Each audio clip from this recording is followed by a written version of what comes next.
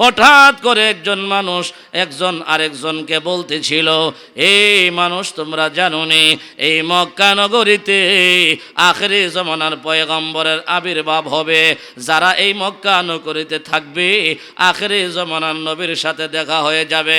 আমার ভাই ওই সাপ বলেন, নবীজি গো আরো শত শত বছর আগে কথাটা আমি মানুষের জবানে শুনছিলাম, আপনি নাকি মক্কা নগরীতে আগমন করবেন গো নবী। ও গো নবীজি, তখন থেকে আমি মানুষ নিয়ে আমারে মাইরা ফেলে আপনারে আমি না দেখতে পারি, এই কারণে আমি পাহাড়ের চূড়ায় খায়া না খাইয়া শত শত বছর যাবত আপনাকে দেখার জন্যে আমি অপেক্ষমান আছি গো নবীজি। কিন্তু আজকে আমার একমাত্র দেখার সুযোগ, আপনি গাড়ি সুরে চলে আসছেন গো নবী।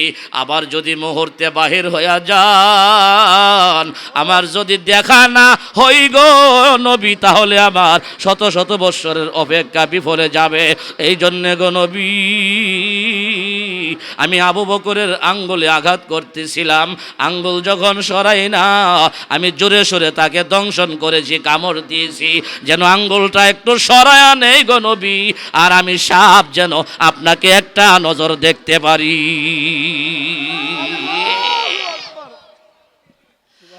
আমার ভাইরা, এই জন্য আল্লাহর নবী বলেন, আমার আবু বকর যদি ময়দানে শহীদ না হয়, এই সাপের কামড়ের কারণে মহান আল্লাহ তাকে হাসরের ময়দানে শাহাদতের মর্যাদা দিয়ে দিবেন। সুবহানাল্লাহ।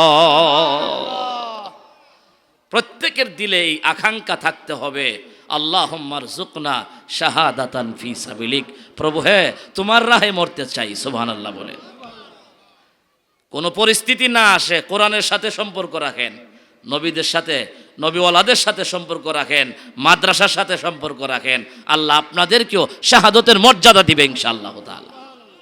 তবে নিয়ত ক্লিয়ার থাকতে হবে। কথা বলেন ঠিক কিনা? আমার ভাই, পরিস্থিতি আসলে কোরআনের জন্য জীবন দিতে রাজি, মরতে রাজি, রক্ত দিতে রাজি। কথা বলেন ঠিক কিনা? আমার ভাই বলতেছিলাম, যারা শহীদ হয়ে যায় এর চাইতে শ্রেষ্ঠ মরণ দুনিয়াতে আর নাই। কথা বলেন ঠিক কিনা? শ্রেষ্ঠ মরণ। ও আমার ভাই, আপনারা জানেন আফগানিস্তান আমার মুজাহিদ ভাইয়েরা এক টানা 18 বৎসর আমেরিকার বিরুদ্ধে যুদ্ধ করেছেন। কথা বলেন ঠিক কিনা? 18 বৎসর যুদ্ধ করেছেন। আল্লাহ পাক রব্বুল আলামিন আমার সেই আফগানিস্তানের এই তালিবুল এলেম ভাই, যাদেরকে তালেবান বলা হয়, এটা আরবি শব্দ তালিবুল এলেম, যারা এলেম অন্বেষণকারী। আমার ভাই, যারা কোরআনের এলেম অন্বেষণ করে তাদেরকে তালেবুন বলা হয়, এখান থেকেই তালেবান। আমার ভাই, তারা আজকে মুজাহিদ ভাইয়েরা 18 বৎসর পরে সেই দেশটাকে স্বাধীন দেশে রূপ দিয়েছেন। কথা বলেন ঠিক কি ঠিক না? এই আফগানিস্তানকে দিন বদিন আল্লাহ তাআলা উন্নতি দান করুন, করতেই আছে। কথা বলেন ঠিক কি ঠিক না? কারণ যেই দেশে দুর্নীতি নাই, এই দেশ 10 বছরও লাগবে না সিঙ্গাপুর থেকে উন্নত হবে। আমার দেশেও দুর্নীতি না থাকলে এই দেশটাও সিঙ্গাপুরে পরিণত হবে। তবে আমাদের দেশে কলমের খুসাখুসি বেশি। কথা বলেন ঠিক কি ঠিক না?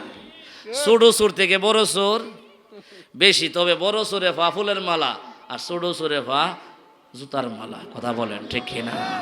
সমাজে 100 টাকা চুরি করছে, একটা রিক্সার এই ব্যাটারি চুরি করে লিয়েছে। কথার কথা, যদি ধরতারে কত প্রকারের জুতার বাড়ি, আবার জুতার মালা, 3 বার বৈঠক, মামলা হয়ে যা। কিন্তু যেই মানুষটা আমাদের ক্ষমতায় বসে লক্ষ লক্ষ কোটি কোটি টাকা কলমের খোঁচাই চুরি করেছে, এই লোকটা আমাদের সমাজে আসলে কে কার আগে ফুলের মালা দিবে? কথা বলেন ঠিক কি ঠিক না? তাহলে এটাই কি আমার বাংলাদেশ? এটাই কি আমার চরিত্র? লক্ষ কোটি কোটি টাকা দুর্নীতি করবে, তাকে আমি ফুলের মালা দিব, আর রিক্সাওয়ালারে আমি জুতার মালা দিব? এই জন্যে আমার ভাই ইনসাফ কায়েম করতে হবে। কথা বলেন ঠিক কি ঠিক না?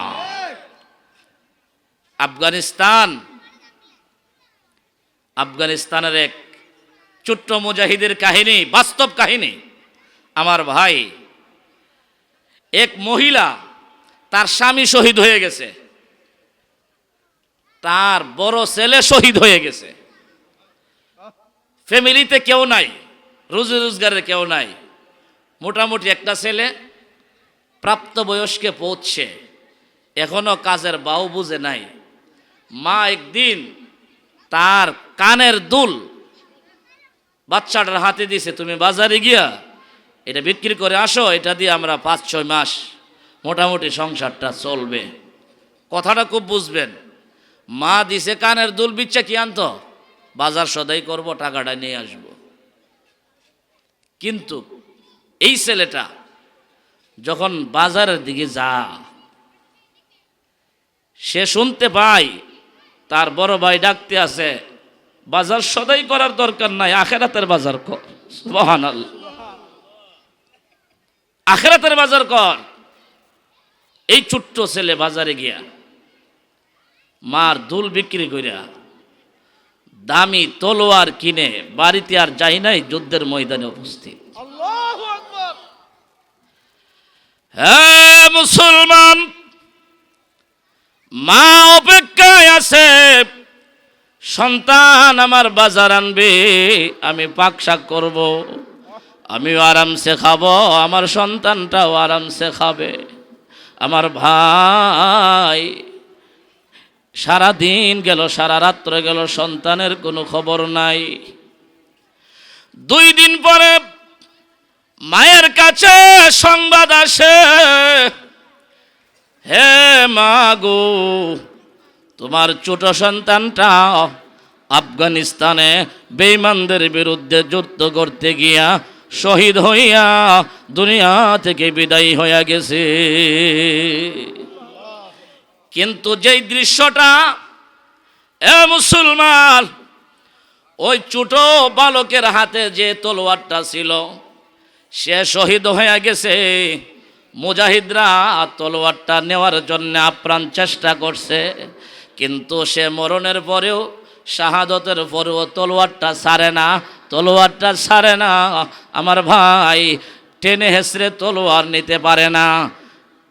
এই সন্তানের খবর নিতে নিতে মায়ের কাছ পর্যন্ত পৌঁছে, ও মুসলমান, এই সন্তানের মায়ের কাছে গিয়ে বলতেছেন, মা গো, আপনি একটু যুদ্ধের ময়দানে যেতে হবে কেন? আপনার ছোট সন্তান যুদ্ধের ময়দানে শহীদ হয়ে গেছে, ঠিক আপনার ছোট সন্তানের হাতে একটা তলোয়ার আছে, ওই তলোয়ার আমরা কয়েকজন মিলেও টেনে নিতে পারি না। আপনার সন্তান শহীদ হওয়ার পরেও তলোয়ারটা হাত থেকে ছাড়ে না। আমার ভাই, এটা হলো আমার মালিকের কুদরত। কথা বলেন ঠিক কিনা? ওমর ফিল জান্নাহ, উসমান ফিল জান্নাহ, আলী ফিল জান্নাহ, তলহা ফিল জান্নাহ, জুবাইর ফিল জান্নাহ।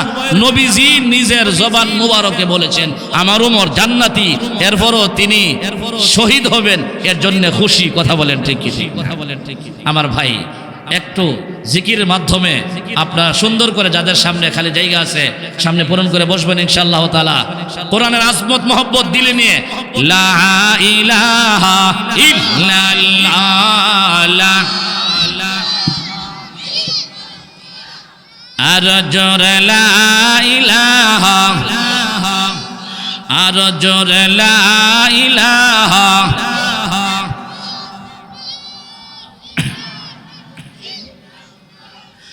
লা ইলাহা, লা ইলাহা। আসমানেরি হরপরিরা করছে জৈনম জপলা, সম্বেদারি ওলিরাজে করছে ওইনম সাধনা, কাহলা ইলাহা, আর জোরে লা ইলাহা, লা ইলাহা ইল্লাল্লাহ, লা ইলাহা, লা ইলাহা ইল্লাল্লাহ,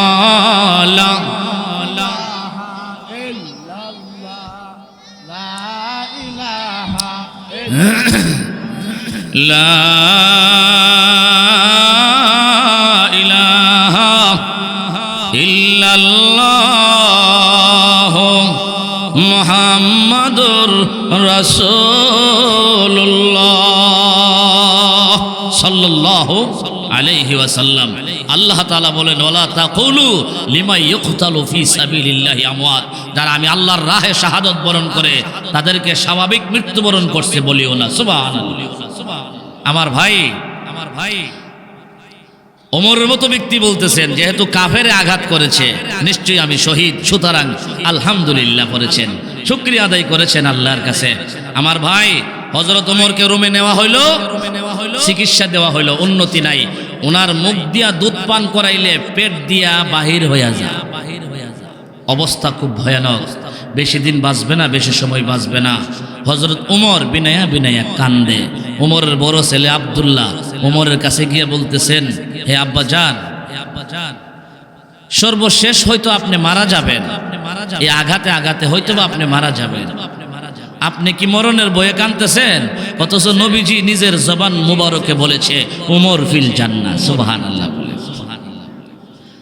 আপনি যে জান্নাতি এটা তো নবীজি স্বয়ং জীবদ্দশায় বলে গেছেন, আপনি মরণের ভয়ে কাঁদেন কেন?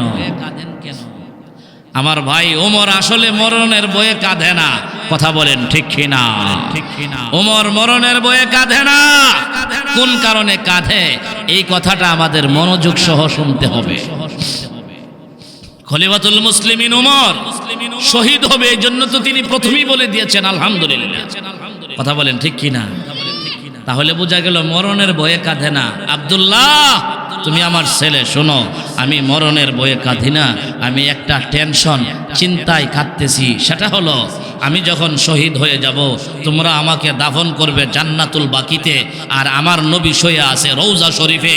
জান্নাতুল বাকি আর রওজা শরীফে সামান্য তফাৎ, একটু ফরক পার্থক্য আছে। এরে আমার ছেলে আব্দুল্লাহ, আমি যখন থেকে মুসলমান হয়েছি নবীর দরবার থেকে দূরে যাই নাই, নবীর দরবার সারি নাই, নবীর কাছ থেকে দূরে যাই নাই। দূরে গেলে আমার ভালো লাগতো না, মন ভালো থাকতো না। যখন নবীজি দুনিয়া থেকে বিদায় হইয়া রওজা পাকে শুয়ে গেছেন, আমি যখন কোনো মুসিবতে পড়তাম রওজা পাকের কাছে এসে আমি আল্লাহর কাছে দোয়া করলে আমার মুসিবত দূর হয়ে যাইত। সুবহানাল্লাহ। আব্দুল্লাহ, আমারে যে জান্নাতুল বাকিতে দাফন করবা, সেই টেনশনে আমি কাঁদতেছি। আমার নবী রওজায়, আমি কেমনে থাকবো জান্নাতুল বাকিতে এত দূরে? এবার বলেন, কত বড় আশেকে রাসূল ছিলেন, কত ভালোবাসার মহব্বতের গভীরতা থাকলে মরণের পরে কবরেও দূরে থাকতে চায় না। সুবহানাল্লাহ। হ্যাঁ মুসলমান, ওমরের ছেলে আব্দুল্লাহ বুঝতে পারলেন, আমার আব্বাকে যদি নবীর পাশে শোয়াইতে পারি তাহলে আমার আব্বা খুশি। কথা বলে না কেন? আমার আব্বারে যদি নবীর পাশে শোয়াইতে পারি গো, তাহলে আমার আব্বা খুশি হয়ে যাবে। যাই রে, আম্মা জান আয়েশা রাদিয়াল্লাহু তাআলা আনহার কাছে যাই। রওজার কাছে শুইতে হলে তো এই কবরের মালিক আম্মা জান আয়েশা, কথা বলেন ঠিক কিনা? আরে মুসলমান, আব্দুল্লাহ রাদিয়াল্লাহু তাআলা আনহু, আব্দুল্লাহ ইবনে ওমর, ওমরের বেটা, চলে গেলেন আম্মা জান আয়েশা রাদিয়াল্লাহু তাআলা আনহার দরবারে। এ মুসলমান, আব্দুল্লাহ ইবনে ওমর গিয়ে দেখতে পাইলেন আম্মা জান আয়েশার ঘরের দরজাটা বন্ধ, ভিতরে গুনগুন শব্দে কান্নার শব্দ শোনা যায়। রে মুসলমান, আব্দুল্লাহ কান লাগায়া শুনে গো, আম্মা জান আয়েশা রাদিয়াল্লাহু তাআলা আনহা ঘরের ভিতরে সাজদায় লুটাইয়া আমার আল্লাহর কাছে দোয়া করেন, আল্লাহ, আমি আয়েশা শুনেছি ওমর নাকি আহত, আল্লাহ ওমরকে নাকি আহত করা হয়েছে, আক্রমণ করা হয়েছে। আল্লাহ, আমি আয়েশা আপনার কাছে দোয়া করি, আল্লাহ ওমরকে সুস্থতার সাথে হায়াত বাড়াইয়া দেন। আব্দুল্লাহ বলেন, আমি বাহির থেকে শুনতেছিলাম আম্মা জান আয়েশা আমার আব্বার জন্য দোয়া করতেছেন। সুবহানাল্লাহ। আমার আব্বার জন্য দোয়া করতেছেন, আল্লাহ যেন আমার আব্বার হায়াত বাড়ায় দেয়। আমার ভাই, আব্দুল্লাহ ইবনে ওমরের মনটা একটু নরম হয়েছে, যেহেতু আমার আব্বার জন্য এত মায়া, মন কবরের জায়গাটা দিতে পারে। কথা বলেন ঠিক কিনা? একটু পরে আব্দুল্লাহ ডাক দিয়া বলেন, ওগো আম্মাজি,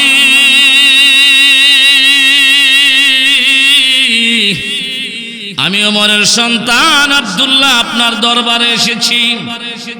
এ আব্দুল্লাহ, এই মুহূর্তে তুমি আমার দরবারে কেন আসবা? তোমার আব্বার চিকিৎসা কে করে? আমার ভাই আব্দুল্লাহ বলতেছিলেন, আম্মাজি গো, আমি একটা আশা নিয়ে, তামান্না নিয়ে, দরখাস্ত নিয়ে আসছি। কি তামান্না, কি আশা?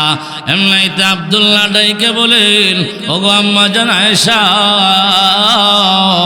আমার আব্বা বিনয়া বিনয়া কান্দে, চোখের পানি ছাড়ে আমার নবীর পাশে শোয়ার জন্য, নবীর পাশে দাফন হওয়ার জন্যে। আম্মাজি গো, আপনি কি আপনার নবীজির পাশের একটা কবরের জায়গা আমার আব্বাজিকে দিতে পারবেন গো? এমনিতে আয়েশা ডাইকে বলেন, হে আব্দুল্লাহ, আমার নবীর রওজা যেখানে রয়েছে এটা ছিল আমি আয়েশার ঘর। কথা বলেন ঠিক কি ঠিক না? নবীজির রওজা হইলেন আম্মা জান আয়েশার ঘরে। আমার ভাই আম্মা জান আয়েশা রাদিয়াল্লাহু তাআলা আনহা বলেন, আব্দুল্লাহ রে, কেমনে দিব কবরের জায়গা রে আব্দুল্লাহ? আমার ঘরের ভিতরে 4টা কবরের জায়গা, একটা হয়ে গেল রওজায়ে পাক, আরেকটাতে শুয়ে আছে আমার আব্বা আবু বকর। কথা বলেন ঠিক কিনা? আর নবীজি আমাকে ওসিয়ত করে গেছেন একটা কবরের জায়গা খালি রাখার জন্য। আখেরি জমানায় হযরত ঈসা নবী উম্মতে মুহাম্মদীর সদস্য বনে আসবে দাজ্জালকে হত্যা করার জন্য।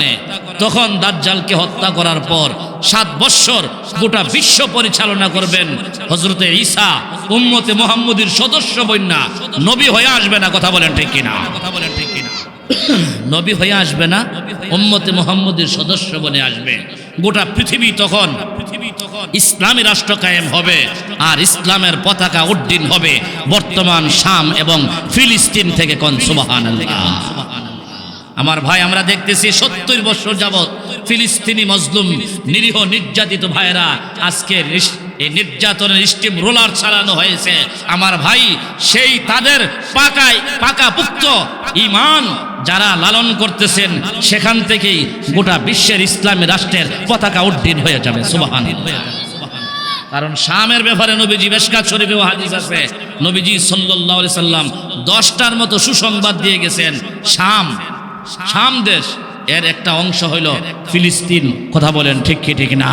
আমার ভাই, এই জন্য বলতেছিলাম, আম্মা জান আয়েশা বলেন, ঈসা নবীকে দাফন করার জন্য নবীজির পাশে, আমাদের নবীজির পাশে, রওজার পাশে একটা কবর জায়গা খালি রাখার জন্য আমাদের নবীজি ওসিয়ত করে গেছেন।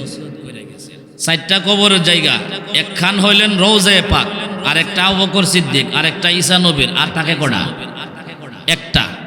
আম্মা জান আয়েশা বলেন, আব্দুল্লাহ, আমার নবীজি যেই দিন রওজায়ে পাকে শুয়ে গেছে, সেই দিন থেকে আমি আল্লাহর কাছে দিন গুনি, রাত গুনি, কোন দিন আমি মরব, নবীর পাশে শুইব।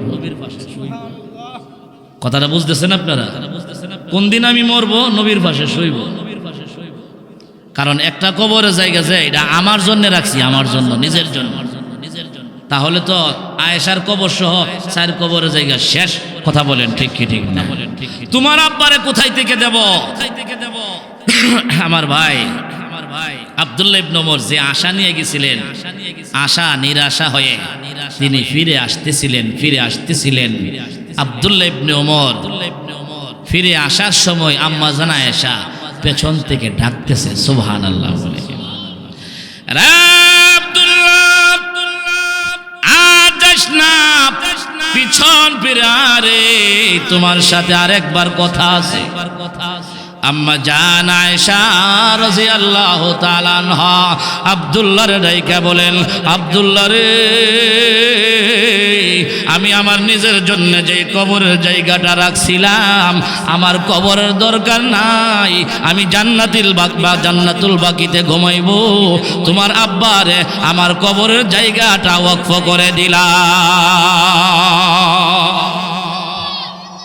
আমার কবরের জায়গা খালি করে দিলাম, ওয়াকফ করে দিলাম, দান করে দিলাম।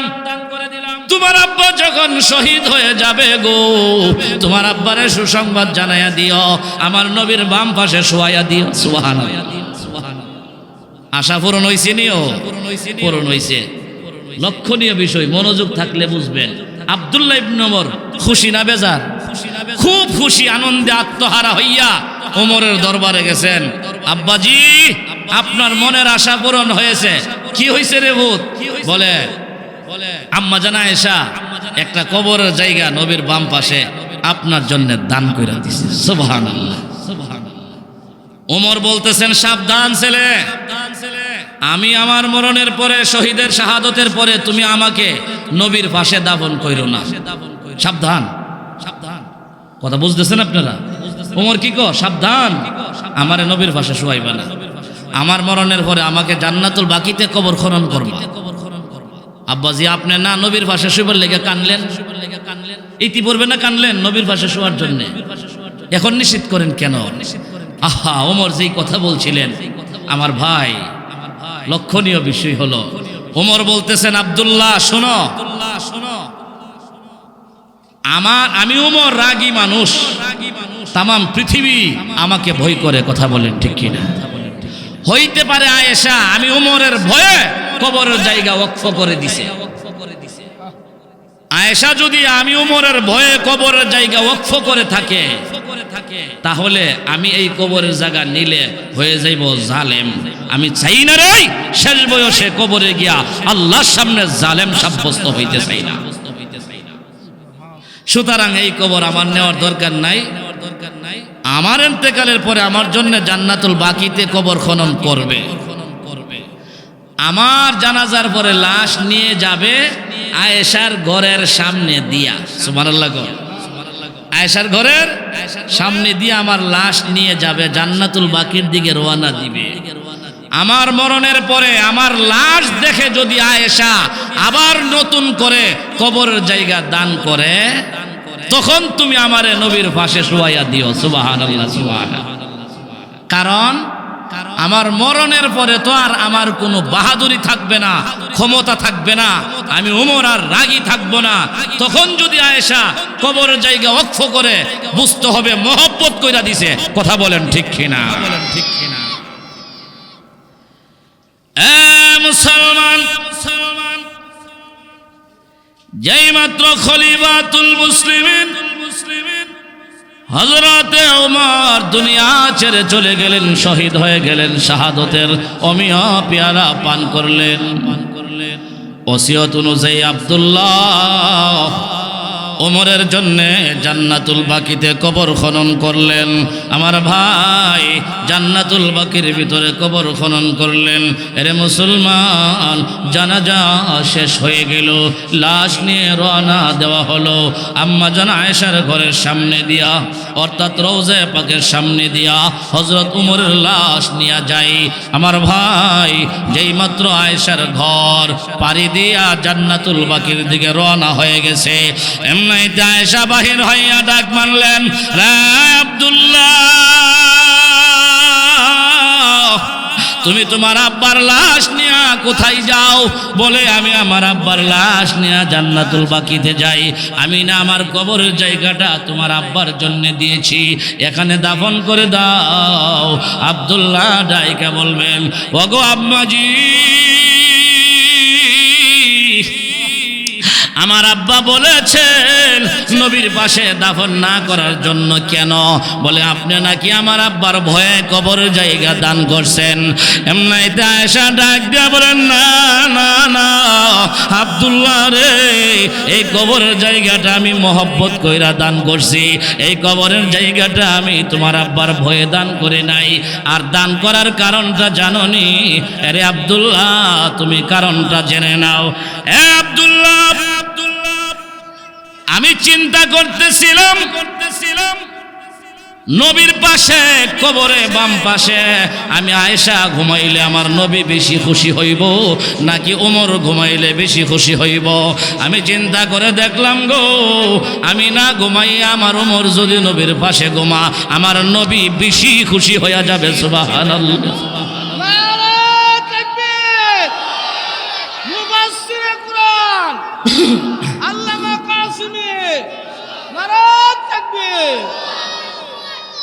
আমার ভাইরা আব্দুল্লাহ ডাক দিয়ে বলেন, আয়েশা, হে আম্মা জান আয়েশা, আপনি কেমনে বললেন গো আপনি না ঘুমাইয়া এই কবরে আমার আব্বা ঘুমাইলে আমার নবী বেশি খুশি হইব কেমনে জানলেন?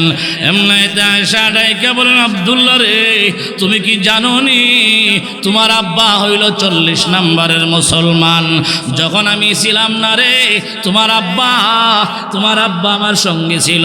তাম পৃথিবীটা নবীর দুশ্মন ছিল, আর সেই সময় আমার নবী দোয়া করছিলেন, আল্লাহুম্মা আইজ্জিল ইসলামা বিউমরাইন, আল্লাহুম্মা আইজ্জিল ইসলামা বিউমরাইন। আল্লাহ, আমি রহমতের নবী তোমার কাছে দোয়া করি, হয়তো আবু জাহেল না হয় ওমরকে মুসলমান বানাইয়া আমার ইসলামটাকে শক্তিশালী করে দে। আরে আব্দুল্লাহ, আমার নবীর দোয়া তোমার আব্বা ওমরের ব্যাপারে আমার আল্লাহ কবুল করলেন। এই কারণে দোয়ার পরের দিন আমার আল্লাহ ওমরকে মুসলমান বানাইয়া দেন। কোন সুবহানাল্লাহ। আরে ভাই, আম্মা জান আয়েশা রাদিয়াল্লাহু তাআলা আনহা বলতেছেন, আরে আব্দুল্লাহ, তোমার আব্বা ছিল আমার নবীর দুঃখের দিনের সঙ্গী, আর আমি আয়েশা হইলাম আমার নবীর সুখের দিনের সঙ্গিনী। তোমার আব্বা ছিল নবীর কষ্টের দিনের সঙ্গী, আর আমি হইলাম সুখের দিনের সঙ্গিনী। এই কারণে আমি চিন্তা করে দেখলাম গো, এই কবরে আমি না ঘুমাইয়া আমার উমর যদি ঘুমাই গো, আমার নবী বেশি খুশি হইয়া যাইবে গো। এই কারণে দুনিয়াতে সারা জীবন এক পাশে আবু বকর আর এক পাশে উমর থাকতেন। আমার নবী বলেন, আমার আবু বকর দুনিয়াতে যেমন আমার সঙ্গী, আমার উমর দুনিয়াতে যেমন আমার সঙ্গী। আমার উমর হাসরের দিন পর্যন্ত আমি, আমার উমর আর আবু বকর আমি নবীর সঙ্গী হয়ে যাবে। কোন সুবহানাল্লাহ। আল্লাহর কি কুদরত, দুনিয়াতেও সঙ্গী, রওজাতেও সঙ্গী, হাসরেও সঙ্গী, জান্নাতেও সঙ্গী। সুবহানাল্লাহ। রাসূল বলেছেন, ওলিয়া ওজিরান, মিশকাত শরীফে হাদিস আছে। দুনিয়াতে আমার দুইজন মন্ত্রী আছে, ওজির, আর আখেরাতেও আমার দুইজন মন্ত্রী থাকবে। দুনিয়ার দুইজন মন্ত্রী হইল আবু বকর আর ওমর। সুবহানাল্লাহ বলে, সুবহানাল্লাহ। আল্লাহ কোন নবী আপনার মন্ত্রীদেরকে এমন কবুল করছি, দুনিয়ার মন্ত্রীরা তো একজন একজনের চাইরা জায়গা, আপনার মন্ত্রীরা আপনাকে ছেড়ে যাবে না, এমন কি কবর জগতেও না। কথা বলেন ঠিক কিনা? নবীজি বলেন, আখেরাত আল্লাহর পক্ষ থেকে আমাকে দুইজন ওজির দেওয়া হবে, জিব্রাইল এবং মিকাইল। সুবহানাল্লাহ। আমার ভাই বলতেছিলাম, খলিফাতুল মুসলিমিন ওমরের মতো ব্যক্তি, জান্নাতের সার্টিফিকেট প্রাপ্ত ব্যক্তি, তিনি যখন শুনতে পাইলেন আমাকে আঘাত করেছে একজন মুশরিক অগ্নি পূজারী আবু লুলু আল মাজুসি, তিনি খুশি হয়ে আল্লাহর দরবারে শুকরিয়া আদায় করলেন, আল্লাহ, তাহলে তো আমি শহীদ হয়ে যাব। সুবহানাল্লাহ। আপনারা জানেন জাফর তৈয়ার রাদিয়াল্লাহু তাআলা আনহু মুতার প্রান্তরে শাহাদতের রোমিও পেয়ালা পান করছেন, শহীদ হয়ে গেলেন। আমার ভাই, মুতার প্রান্তরে মুসলমান ছিল মাত্র 3000, বেঈমান ছিল 1 লক্ষর ঊর্ধ্বে, কেউ বলেছেন 2 লাখ। বলেন 3000 আর কই 1 লক্ষ প্লাস। বেঈমানদের সাথে মুসলমানেরা যুদ্ধ করেছে, সর্বশেষ 3000 সাহাবীদের বাহিনীকে মহান আল্লাহ বিজয়ী দান করে দিয়েছে। কথা খুব বুঝবেন। নবীজির চারজন সেনাপতি সেই মুতার প্রান্তরে শহীদ হয়ে গেলেন। যখন মুতার প্রান্তর থেকে সাহাবায়ে কেরাম মুজাহিদগণ বিজয়ীর বেশে যুদ্ধে বিজয়ী লাভ করার পরে মদিনার দিকে রওনা দিয়েছিলেন, নবীজি সেই দিন বলেছিলেন, আমার মুতার প্রান্তর থেকে গাজী সাহাবীদেরকে স্বাগত জানানোর জন্য শুধু তোমরা যাইবা তা নয়, আমি নবীও যাব। মদিনার শেষ প্রান্ত পর্যন্ত আমি নবী যাব, তাদেরকে আগায় আনার জন্য। আমার ভাই, নবীজি সাল্লাল্লাহু আলাইহি ওয়াসাল্লাম সাহাবীদেরকে নিয়ে তাদেরকে ইস্তেকবাল স্বাগত জানানোর জন্য, আহলান সাহলান মারহাবা জানানোর জন্য নবীজি সহ চললেন। নবীজি উটের উপরে উঠে উট ছাড়লেন, পয়গম্বর পিছন দিয়ে তাকায়া দেখেন ছোট ছোট কয়েকটা বাচ্চা দেখা যায়, ছোট ছোট। সাহাবীদেরকে বললেন নবীজি, এই বাচ্চাগুলি কার রে? বলে নবীজি, এই বাচ্চাগুলি আপনার জাফরের। জাফরের জাফরের মুসলমান যেই মাত্র সাহাবীরা নবীজিকে বললেন, নবীজি এই বাচ্চাগুলি আর কারো না, এই বাচ্চাগুলি হইল জাফরের। এমনিতে আমার মায়ের নবী চোখের পানি ছেড়ে দিয়ে কান্না আরম্ভ করে দিয়েছে। সাহাবীরা রে, এই বাচ্চাগুলির বাবা তো মুতার প্রান্তরে শহীদ হয়ে গেছে, জীবিত নাই। আমার নবী বলেন, বাচ্চাগুলিরে আমার উটের ফিটের উপরে উঠাও। সুবহানাল্লাহ কইতেন না, তাহলে সকালে নাস্তা করে গিয়ে সুবহানাল্লাহ কইলে কি কন? কি কন আমার ভাই? সুবহানাল্লাহ কইলে লস আছে? বলেন বলেন। নবীজি বললেন, জাফরের সন্তানগুলিরে আমার উটের ফিটের উপরে উঠাও। নবীজির ফিটের উটের ফিটে উঠাইয়া নবীজি উট চালাইলেন, সামনে যাচ্ছেন। নবীজি চিন্তা করতেছেন, এই বাচ্চাগুলিরে আমি কোন শব্দে বলে আমি তাদেরকে বুঝ দিব, কারণ তাদের তো আব্বা নাই। অনেকেরই আব্বা ফিরে আসবে, এই বাচ্চাগুলির আব্বা তো আর নাই, তাদেরকে আমি কি বুঝ দিব? নবীজি কান্দেন, সামনে যান। আমার ভাই সাহাবায়ে কেরাম, মুজাহিদিন, গাজী সাহাবীরা মোতার প্রান্তর থেকে মদিনার সীমানায় পৌঁছলে অনেকেই অনেকের আত্মীয় স্বজন, ভাই বেরাদর, সন্তান আব্বাকে গলায় জড়াইয়া ধরতেছেন। আর জাফরের সন্তানগুলি শুধু সামনের দিকে থাকায় আর বলতেছিল, সবারই আব্বা আসে, আমার আব্বা কই? মুসলমান হযরত জাফর তৈয়ারের সন্তানগুলি যখন নাকি তাদের আব্বার চেহারা দেখে না, দৌড়াইয়া নবীর কাছে গিয়া ডাক মারলেন, নবীজি সবার আব্বা আসছে, প্রত্যেকের আব্বা সন্তানগুলিরে কোলে নিয়েছে গো নবী। গোটা কাফেলা তাদের আত্মীয় স্বজনদের সাথে সাক্ষাৎ করেছে। ওগো নবীজি, আমরা আব্বা কই গো? আমরা আব্বা কি আমাদেরকে কোলে নিবে না? আমার নবী কান্দে রে কান্দে, চোখের পানি ছেড়ে দিয়ে নবী কান্দে আর বলেন, আল্লাহ আমি জাফরের ছোট্ট ছোট্ট সন্তানগুলিরে কেমনে জবাব দিব? আমার ভাই, আমার মায়ের নবী চোখের পানি চারে আর কান্দে আর বলে, এরে জাফরের সন্তানেরা, সকলের আব্বা ফিরে আসলেও গো তোমাদের আব্বা তো আর ফিরে আসে নাই। জাফরের সন্তানেরা শোনো, তোমাদের আব্বা মুতার প্রান্তরে শহীদ হয়ে আল্লাহর তৈরি জান্নাতে চলে গেছে। আজকে যদিও তোমাদের সাথে সাক্ষাৎ হবে না গো, কিন্তু আল্লাহর তৈরি জান্নাতের ভিতরে তোমাদের সাথে তোমার আব্বার সাক্ষাৎ হয়ে যাবে।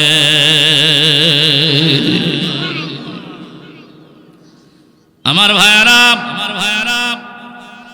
আল্লাহ নবী জাফরের তৈয়ারের সন্তানগুলির মাথায় হাত বোলায় আদর করে আর কাছে নিয়ে চুমু খাই, বুকের সাথে জড়াইয়া ধরে।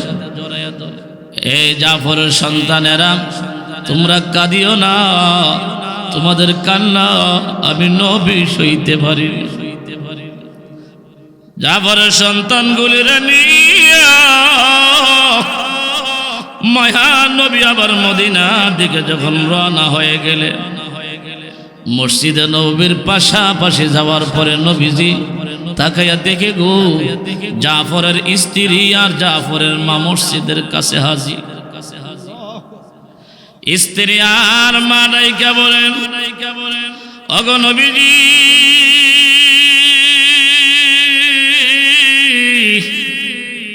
আমরা শুনছি গো আমাদের জাফর নাই,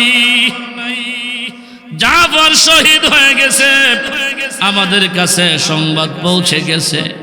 তবে আমরা জানতে চাই গো আমাদের জাফর এই মুহূর্তে কোথায় আছে, কি করতেছে? এই সংবাদ যদি আপনি না দেন গো তাহলে এমন কান্না করব আসমান পর্যন্ত ফেটে যাবে, ভেঙে যাবে। আমার ভাইরা, আল্লাহ নবী একটু চুপ থাকলেন। একটু সময় পর আল্লাহর হাবিব সাল্লাল্লাহু আলাইহি ওয়াসাল্লাম জাফরের স্ত্রী আর জাফরের মাকে লক্ষ্য করে ডাক দেয়, জাফরের পরিবারের লোকেরা শোনো, আহকামুল হাকিমিন আল্লাহ রাব্বুল আলামিন আমি নবীর জানিয়ে দিয়েছেন তোমাদের জাফরকে মহান আল্লাহ দুইটা হাতের বদলা দুইটা পাখির ডানা দিয়েছে। তোমাদের জাফর এই মুহূর্তে জান্নাতের ভিতরে পাখির মতো উড়তেছেন আর জান্নাতি ফল মূল খাইতে আছে।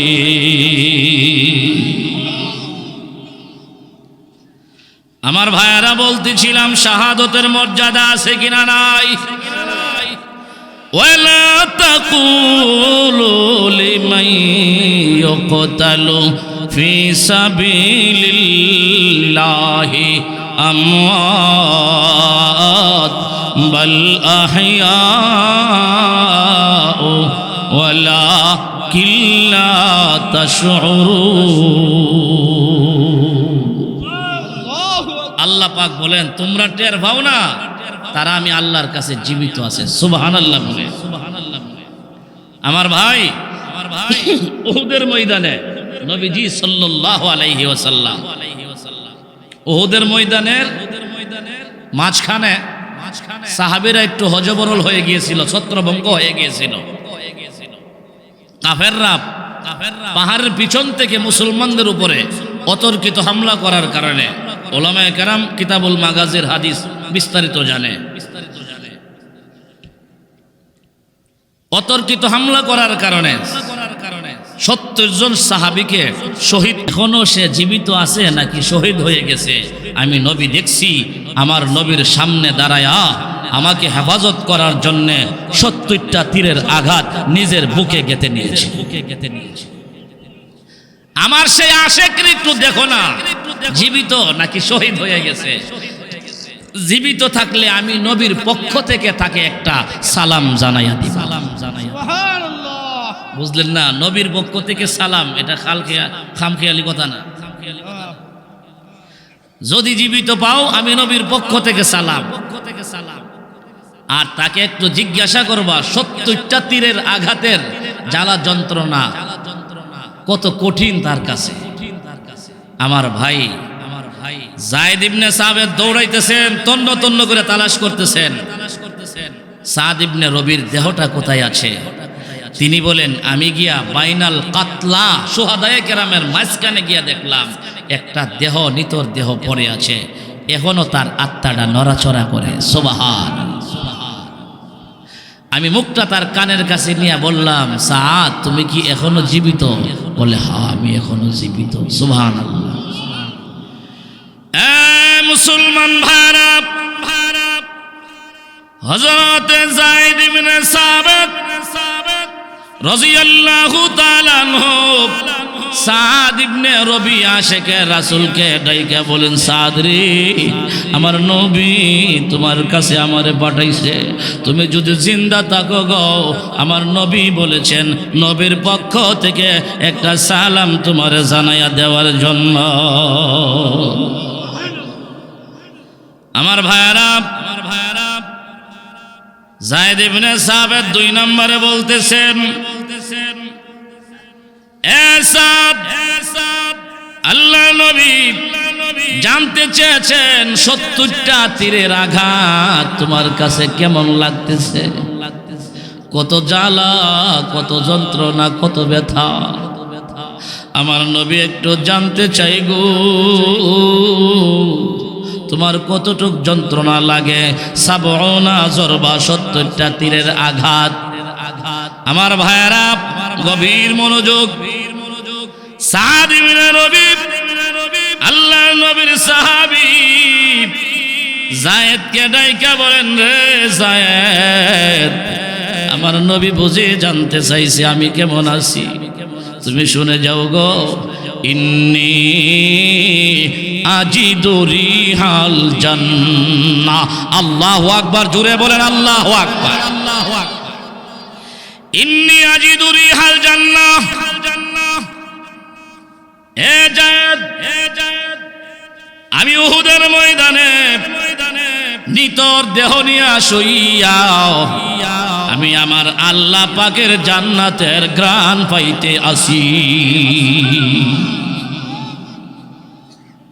আমার নাকে জান্নাতের ঘ্রাণ লাগতে আসে রে, কোন সময় আমার রূহটা বাহির হয়ে যাব আর আমি আমার আল্লাহর তৈয়ারি জান্নাতে প্রবেশ করব। সুবহান।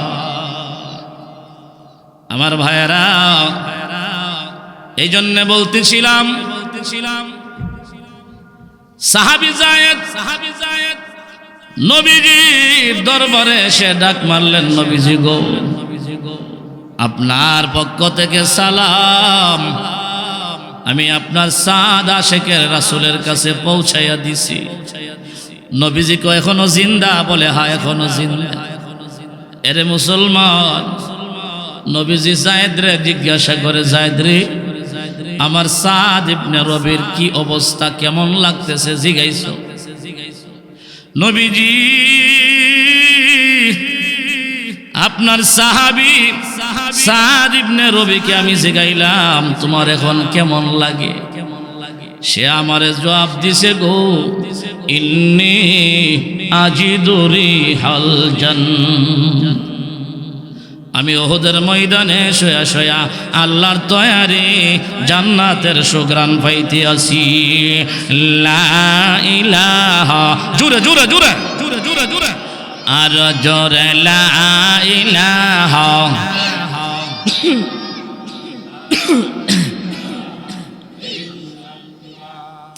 জোরে কা হো, লা ইলাহা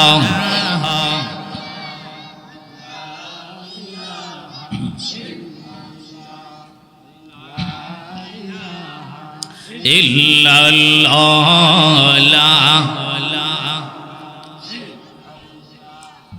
মাশাআল্লাহ, লা ইলাহা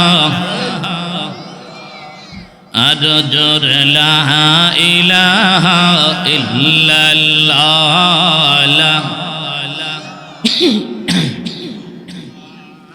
লা ইলাহা ইল্লাল্লাহ।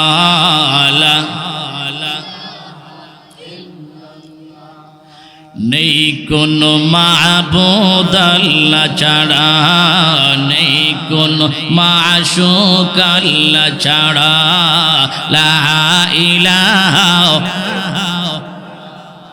লা ইলাহা ইল্লাল্লাহ।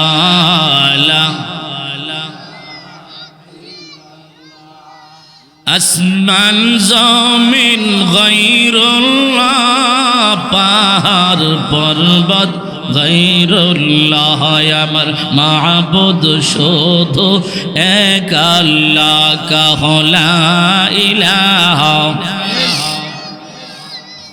লা ইলাহা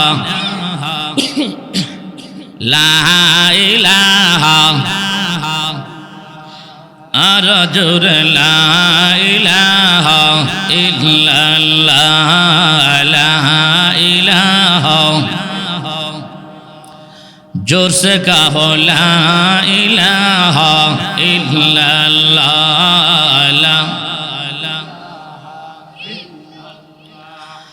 अमर मालिक जय अल्लाह, भैर तुम्हार मालिक से अल्लाह।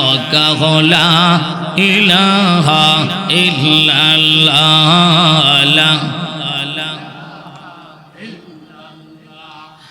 লা ইলাহা ইল্লাল্লাহ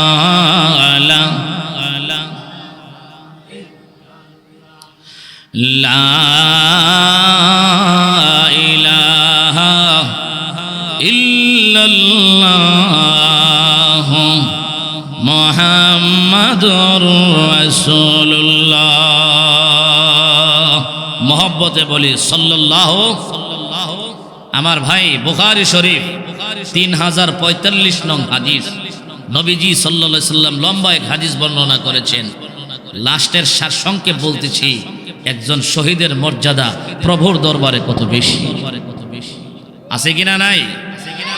আমার ভাই নবীজি সাল্লাল্লাহু আলাইহি ওয়াসাল্লামের একজন সাহাবী, নবীজি 10 জন সাহাবীকে পাঠিয়েছিলেন সংবাদ সংগ্রহ করার জন্য। কোন এক স্থানে যাওয়ার পর সবাইকে গ্রেফতার করা হলো। আমার ভাই নবীজির সাহাবী হযরত খুবাইব রাদিয়াল্লাহু তাআলা আনহুকে গ্রেফতার করে মক্কার কাফেরেরা মক্কার কারাগারে আসামি কয়েদি হিসেবে বন্দী করে রেখে দিয়েছে। আনুষ্ঠানিকভাবে লক্ষ মানুষের সামনে, হাজারো মানুষের সামনে আনুষ্ঠানিকভাবে তাকে শুলিতে চড়াইয়া, ফাঁসিতে চড়াইয়া তাকে এই শহীদ করা হবে। আমার ভাই নিয়ে একটা কারাগারে বন্দিশালায় রাখা হলো, জেলখানায় রাখা হলো নির্দোষ নিরপরাধ সাহাবী হযরত খুবাইবকে। আমার ভাই শুধু আমাদের দেশে নির্দোষ মানুষ জেলখানায় যায় না, আগেও গেছে, কথা বলেন ঠিক কিনা? শুধু আগে না, নবীরা পর্যন্ত নির্দোষ অবস্থায় হযরত ইউসুফ নবী জেল খাটছেন, কথা বলেন ঠিক কি ঠিক না? বোঝা গেল নির্দোষ নিরপরাধী মানুষও কখনো কখনো জেলখানায় যাই মানুষের ষড়যন্ত্রের শিকার হয়ে, কথা বলেন ঠিক কিনা? নিরপরাধ সাহাবী খুবাইব রাদিয়াল্লাহু তাআলা আনহুকে মক্কার কারাগারে বন্দী করা হলো। খানাও দেয় না, পানিও দেয় না, সব বন্ধ। আচ্ছা বলেন, খানা নাই পানি নাই, লোকটা কিভাবে বাঁচে?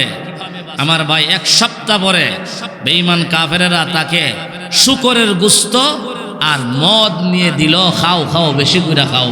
আমার ভাই জানতে চাই, শুকরের গোশত কি মুসলমানের জন্য হালাল নাকি হারাম? মদ হারাম, চূড়ান্ত পর্যায়ের হারাম।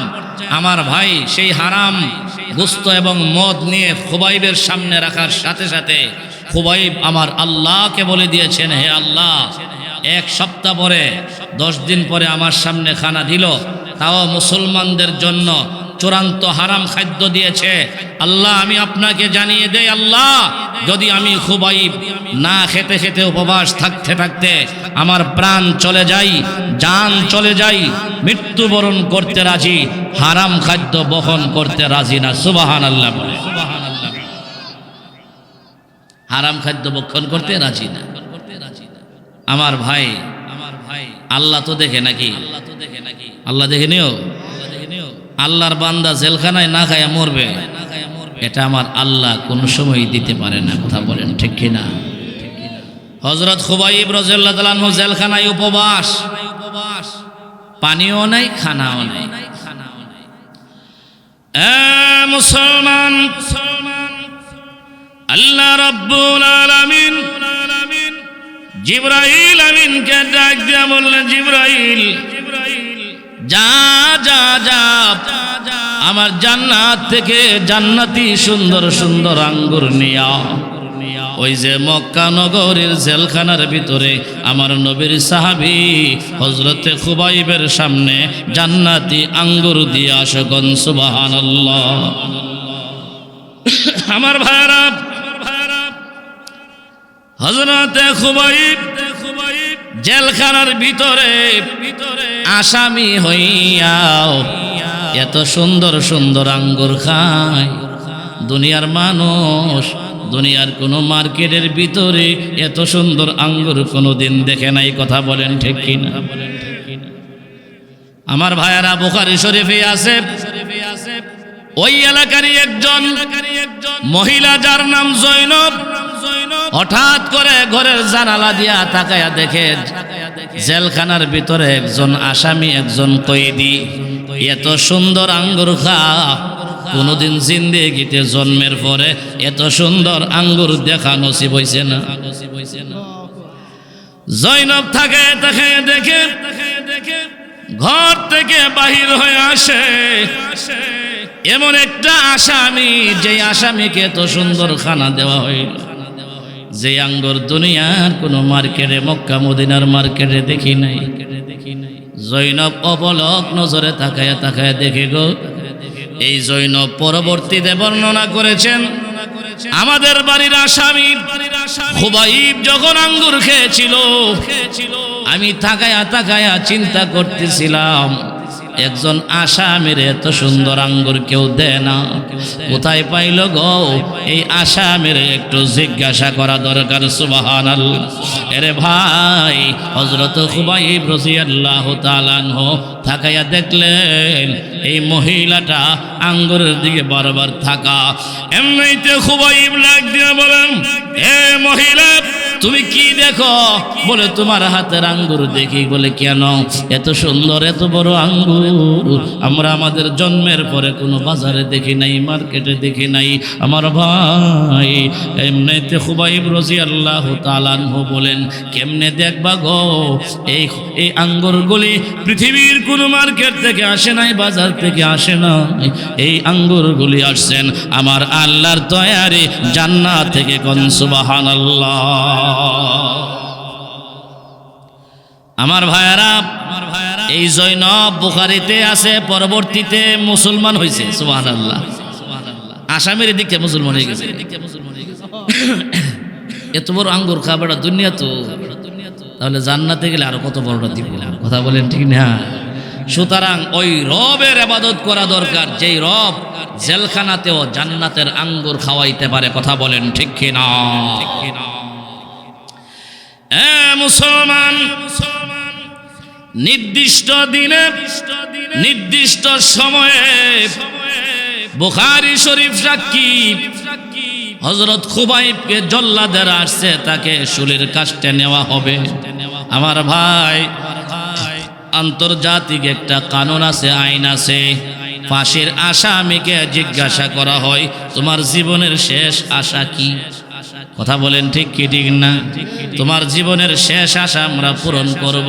আমার ভাই, জল্লাদেরা খুবাইবকে জিজ্ঞাসা করে, খুবাইব রে, তোমার জিন্দেগির শেষ আশা কি? আমার ভাই, হযরত খুবাইব রাদিয়াল্লাহু তাআলা আনহু বলতেছিলেন, আমার জীবনের শেষ আশা দুইটা জিনিস আমি তোমাদের কাছে চাই। একটা হলো একটা খুর দিবা, খুর বেলেট। আমি পরিষ্কার হতে চাই, কারণ একটু পরে আমি আমার রবের সাথে মোলাকাত করব পরিষ্কার পরিচ্ছন্ন হয়ে। সুবহানাল্লাহ। দুই নাম্বার হলো, তোমরা আমাকে এক লোটা পানি দিবে। পানি, এক লোটা পানি, এক বদনা পানি।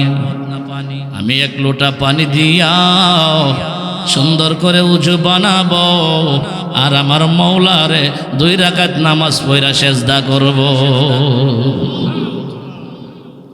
আমার শেষ আশা এটাই, 2 রাকাত নামাজ পড়বো, আমার আল্লাহর কদমে সেজদা করব। সুবহানাল্লাহ বলে। আমার ভাই, আর আজকে আমরা সুস্থ সবল থাকিয়া মসজিদ পাশে পাইয়াও নামাজ পড়তে চায় না। কথা বলেন ঠিক কিনা?